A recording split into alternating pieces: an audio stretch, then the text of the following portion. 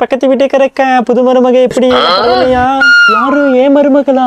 ஐயோ தங்கொண்டி தங்கம். அவன் வந்த புந்து நான் வீட்டுல ஒரு வேலை செய்யல தெரியுமா? என்ன எந்த வேலையும் செய்யவே விட்டுறது இல்லடி. அவ எல்லாமே இழுத்து போட்டு சிந்திக்கிறா.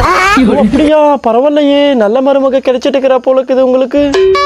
தண்ணி எல்லாம் கரெக்டா பண்ணிக்கிறாளா? நல்லா தெரியுதா கொஞ்சம் நஞ்சமாச்சும்? ஐயோ அவளுக்கு தெரியாத சாப்பாடே கிடையாது, எல்லாத்தையுமே செஞ்சுருக்காங்க. அக்கா நைட் வந்து ஒரே தலைவலி அக்கா. எங்க வீட்டுல கேஸ் தீர்ந்து போச்சு.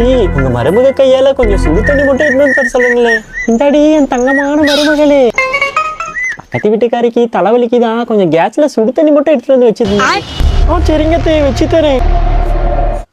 அத்தை சுடு தண்ணி வைக்க மஞ்சள் தூள் மட்டும் போதுமா இல்ல மிளகாத்தூள் போடணுமா?